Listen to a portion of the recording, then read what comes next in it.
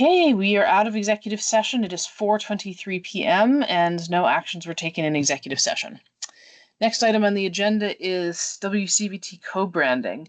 So Steve raised this in an email, and this was in fact one of the items that we talked about in executive committee before, just at a high level. And then when we met with WCBT some weeks ago with London Middlebury in the first of our meetings to review some of the outcomes and insights from the market research that we'd done. As Steve said, they have expressed in my mind, surprising amount of openness to co-branding. I mean, they basically said, whatever you guys want to do, we're open to it, go for it. Which I think is really interesting because I'm not sure I would be quite as laissez-faire with their brand as they seem to be. But I think from our perspective, it's good because it gives us a significant amount of flexibility in terms of how we think we might package this going forward in a way that mutually reinforces both brands. Because they did say that. I mean, they said Maple Broadband is a strong brand and has a lot of there's a lot of positive attributes to our brand. But at the same time, the challenge with co-branding is it's if either brand degrades over time, it negatively impacts the other brand, right? And part of what we've talked about is just to the degree that service delivery is important to all of us. We felt like it's an advantage to our brands to have their brand be associated with it, so that if service is slow or customer service is poor or whatever may happen over time, it's not Maple Broadband solely that's people are associating that with. It's Maple Broadband, for example, powered by WCBT or powered by Green Mountain Access. So that's kind of teeing up the discussion, but I think we need to go back to them with what we'd like to do, and we don't necessarily need to decide today, but we wanted to open up the conversation to just explore what we think. Well, I love the idea of powered by, but then when I saw powered by Green Mountain Access, I mean, I know very well that Green Mountain Access is the internet part of Waitsfield Champlain Valley, but I don't think most people know that. So I started to wonder, well, does that just complicate it further in people's minds, or what? And then my other thought, and I by no means an expert in marketing, I think we're powered by Green Mountain Access or WCBT, but we're also powered by 20 towns. And so I just wondered, I started to think about the idea of powered by our communities and by Green Mountain Access or WCBT, something along those lines. That's all I've got. Great thought, Nancy. Really great.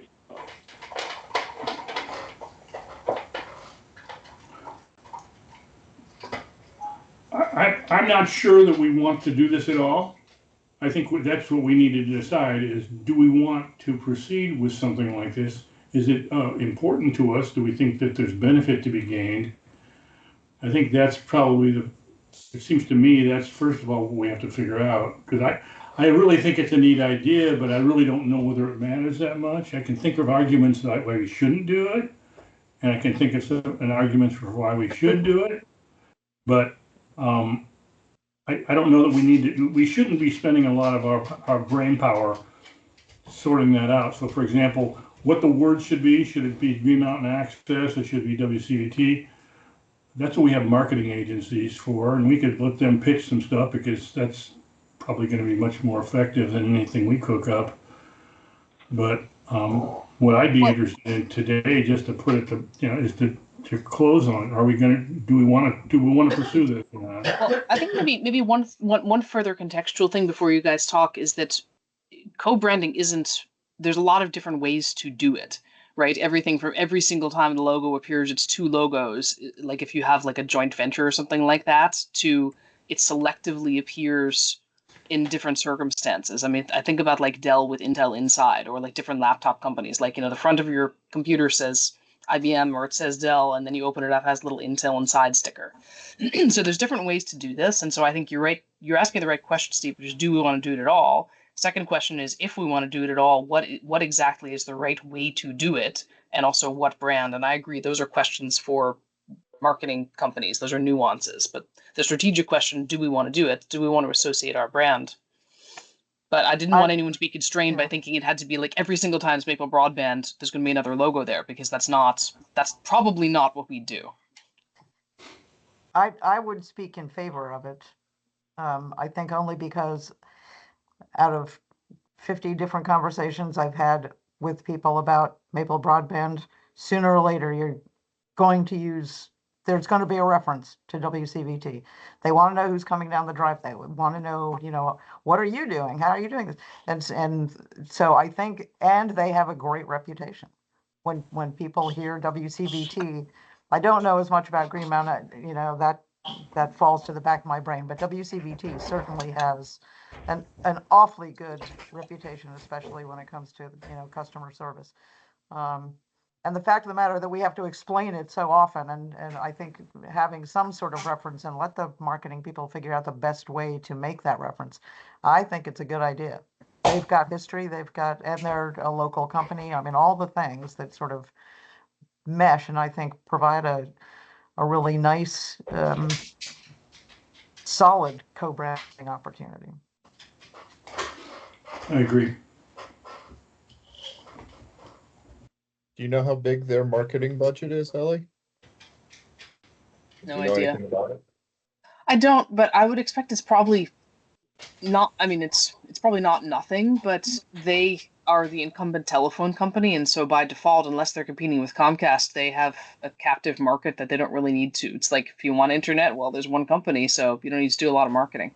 So, I mean, they do, and I think their marketing is, from what I've seen, it's substantially different than our marketing, because we have a lot of raising awareness, because people don't know who we are, what we're about, why they should buy from us, whereas for them, they've been around for 100+ years, so their marketing is more like investing back in the community and and like, so paying staff to be showing up at events and Scholarships, they run a scholarship, I scholarships think.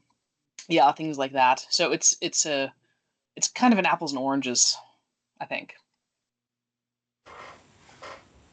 Okay. Have you talked with London Middlebury about doing this at all or not? It was their idea, actually, came up as part of the marketing recommendations. And didn't that come from the survey where they heard some people were saying, who's coming and who's answering the phone and Yeah, exactly. and how it's, I thought it was Waitsfield, Champlain Valley, but what's Maple Broadband? I mean, there was a lot of Michigas. Mm-hmm.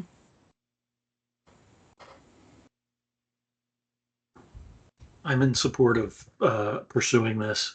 I had to explain to a recent subscriber that very thing. So I think it's worth at least checking out a little bit more. I agree. And Ellie, I don't think we're saying we want to do it. I think we're saying we want to pursue it. We want to explore it. Because, for example, one thing I keep thinking about is, does everybody in Addison County know what WCVT is, who they are?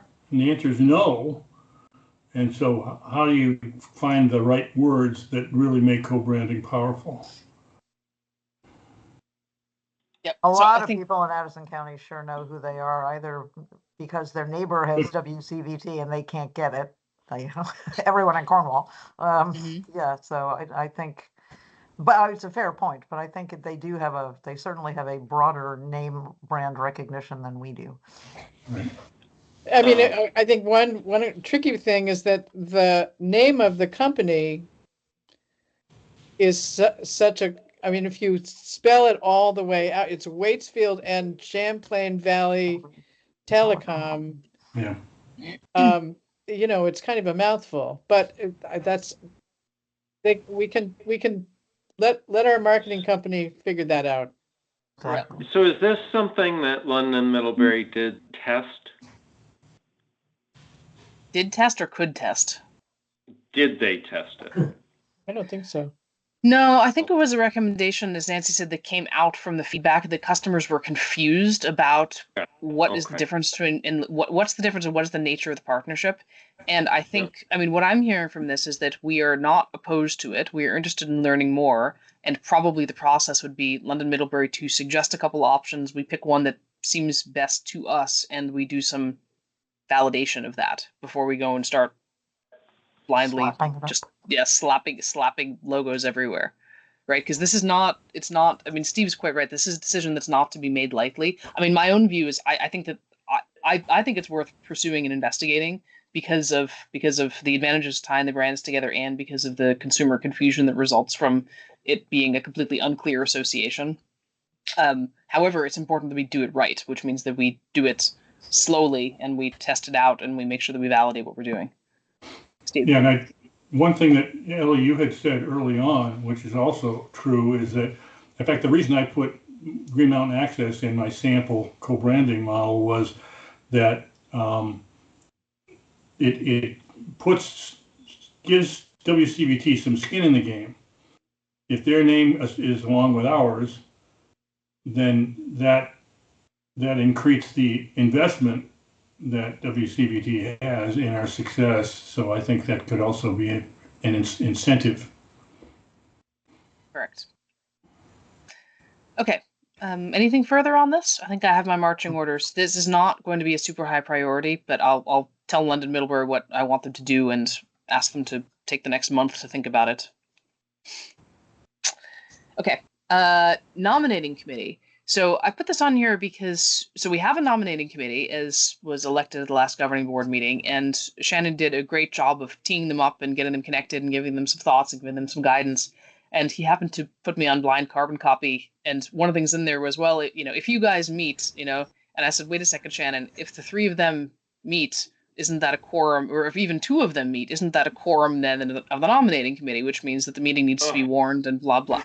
Yeah, I'm sorry to be the open meeting law stickler, but it occurred to me, and since it occurred to me, I had to tell Shannon, and so Shannon, take it from here, please. Yeah. So then I consulted with Adam, and he agreed, and so what I'd like to do is basically have permission or authority or approval from the executive committee to act as kind of staff for the three members of the nominating committee so that I can make their lives easier, and we can warn a meeting, hold a meeting. I'll take the minutes, do all of the legwork and everything.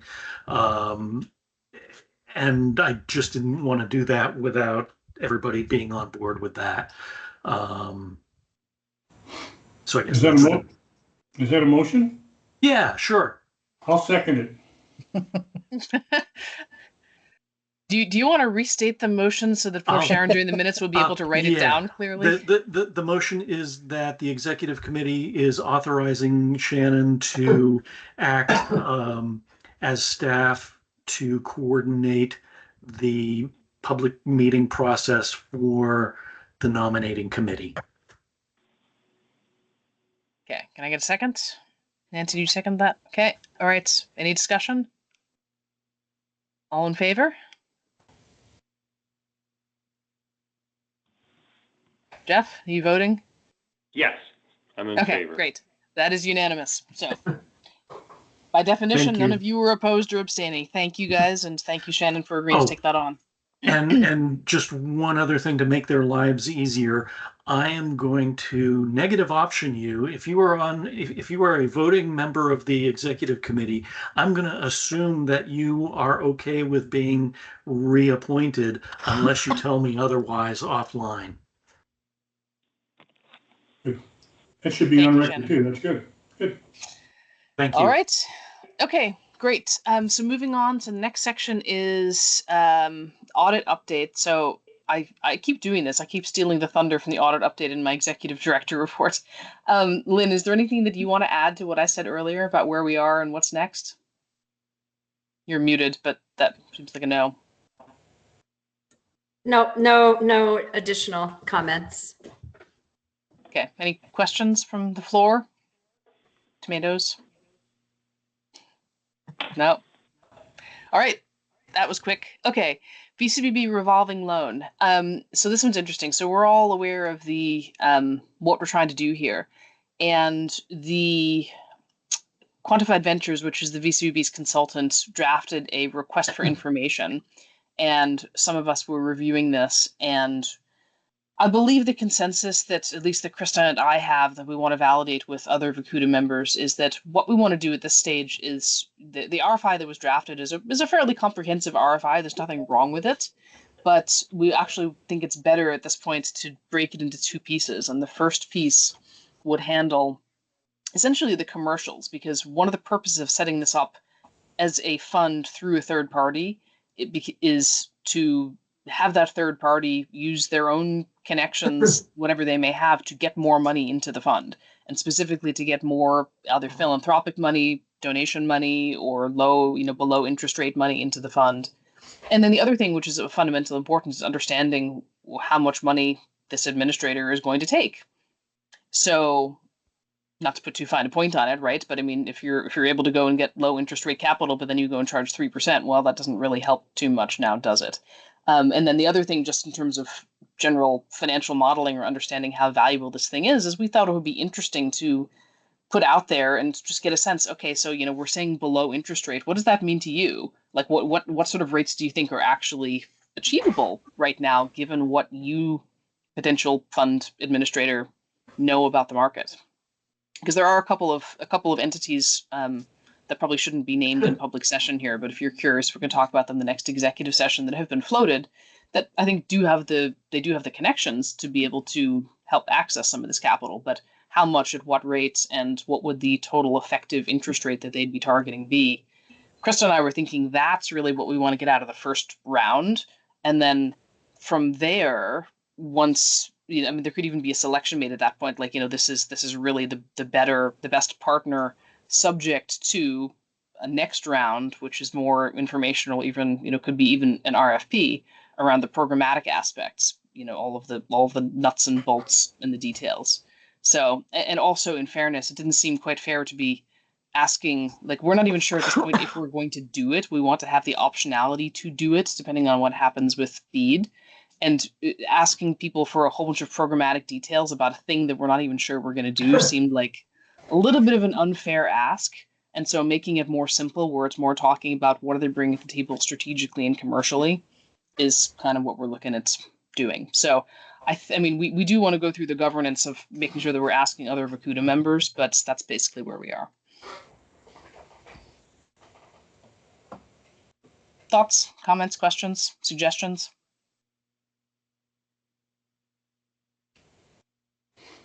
Okay, that was conversation killer. Nancy needs to leave in 10 minutes. Let me ask you a question, Ellie, and I'm ignorant about this. You were at the Vacuda meeting this afternoon. There was an acronym you guys used excessively, and I didn't know what it meant, and I don't remember what it is. Do you know what I'm referring to? I thought it might have related to this revolving loan thing. No? It wasn't the RFI? No. Don't worry about it. Next time it comes up, I'll write it down and I'll text you. Okay. Yeah, there was something else that I actually want to add under other, which is the gross receipts tax. Maybe it was that. But it was related to the... It was a 3-letter acronym. I can't help you, man. It's acronym soup. I always assume that everyone knows all the acronyms, and so I'm sorry. If it comes to you, let me know. Okay. Anything else on this?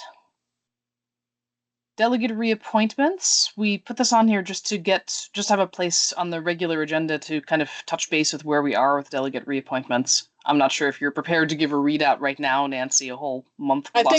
I think we've heard from 3 or 4 towns. I just found out I got reappointed, and so did Rich. Bristol won the prize for the first in, and Carl is in. And we have a new delegate in. Anyway, I don't have him in front of me, but they're not pouring in, but they're coming in. Yeah, well, while we're at it, we should let the entire committee know that we have a new rep from Orwell, who's none other than Mike Christian, who is one of the GMP designers with whom Steve and I have worked for many years. So this is really exciting. We know Mike and we like Mike, and how cool is it to have someone from Green Mountain Power that's actually going to be on our governing board and inside the tent. So he Yeah, he called me Monday morning to let me know, and I was like, "Oh, that's awesome! That makes you my boss." And he's like, "Oh." So I suppose it sort of does. Now let's talk about other stuff. So yeah, I think that's the relationship with GMP. I think is quite strong right now, which is great. That's exactly where we want it and need it to be. Good. Okay. Anything else on delegate reappointments? Okay. Vermont's Digital Empowerment Plan. This was put on here at Nancy's request, and I think we'll keep it on here as a standing item. Not that there's too many details. It was not on the VCBB's agenda yesterday, so there's nothing to update on. The last update was a month ago, where what we learned was that it was a $5 million grant, and this is one of the other grants where its future is in question. What was said at that meeting, which I actually went to the minutes to just double check what had been asserted, is that half of that money has already been received by the states. So perhaps might be able to stay and not be clawed back. Who knows? And then, as is the norm with a number of Treasury programs, if the state gets a grant, like this is the case, for example, for ARPA capital projects.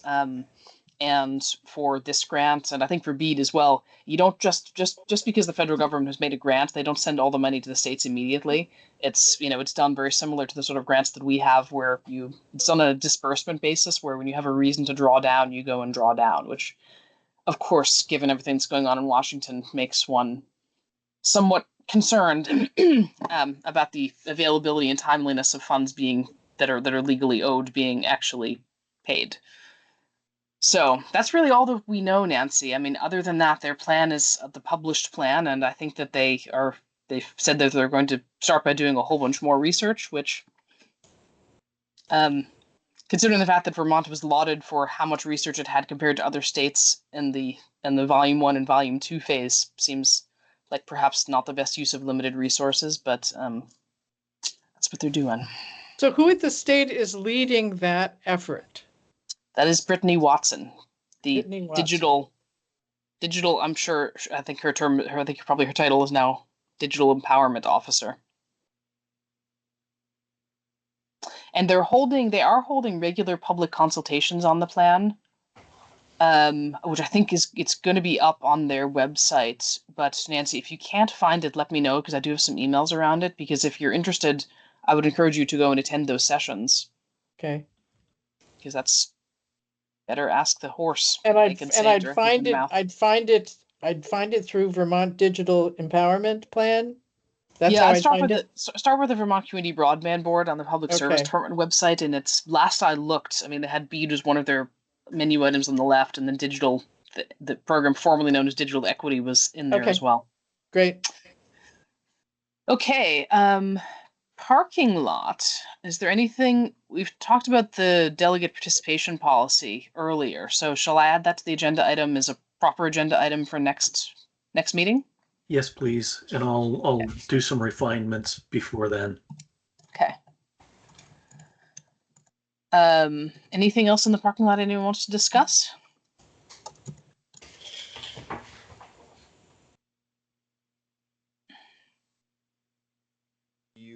Is it timely to talk about your installation fee review? I know you were going to do that with London Middlebury. It's a marketing thing, but things are thawing out, and we're starting, hopefully, to do more of that again.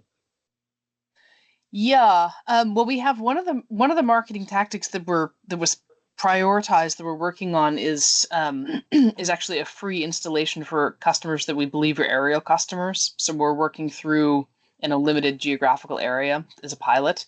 So we're working through some of the details on that. And they did have a recommendation more broadly about changing the installation fee to lower it. And that is something that we said we need to do that in the context of having a broader look at the financials, so we don't just willy-nilly cut out money because we think it'll help. So that is pending the financial analysis I'm doing right now. We also sort of talked about breaking it into pieces, didn't we? So that people wouldn't take that hit on their first bill. Did we go anywhere with that with WCVT and the billing process, or is it languishing? That has been completed, and people now have the option either to have it spread over 3 bills or to get it all in the first bill. Great. Thank you. You're welcome. Anything else in the parking lot? Okay, so under other, I wanted to cover, it was brought to my attention Saturday or maybe Friday that that Maple Broadband may be liable for gross receipts tax, which is a tax that the state of Vermont has that I wasn't even aware existed because I don't know anything about tax really. And apparently the statute is a little bit vague because obviously as a municipality, we're typically exempt from taxes. And the way this one is written is, the bottom line is, according to EC Fiber, that went through this a number of years back and has letters from the PUC confirming the accuracy of this, broadband revenues are exempt from gross receipts tax, but telephone revenues are not. So we have, if this tax is in fact due, it's due April 15th. And so that gives us a month. So within Vacuda, we're going and tracing this down and getting the source material in order to validate. But I told this to Lynn and Darlene earlier, but I want to flag it for all of you as well, that if this tax is due, then we will get the information and we will do the necessary and we will remit our taxes as required by law. Do we want to socialize this with our governing board? I Just think so they probably by know? the time the next governing board meeting happens, we will, if in fact this tax is due, which my current understanding is it is on phone revenues, then we can add it to the agenda to inform them, because I think they should be aware. It's a matter of governance, and just in case anyone asks. Okay. All right. So that's it for the updates. Does anyone have any other business?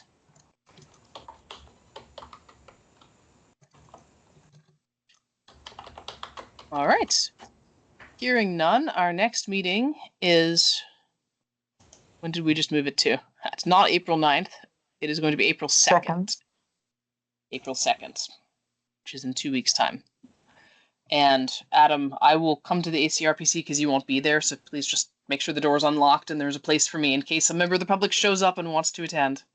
Absolutely. There'll be somebody here at 3:30 on a Wednesday. Wonderful.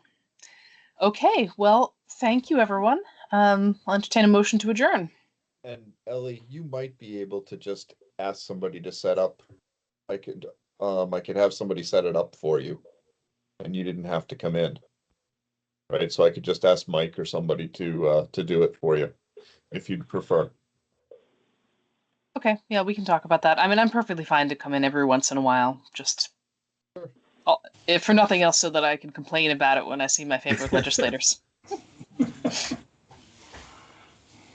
Anyway, I'll entertain a motion to adjourn. So moved. All right. All in favor?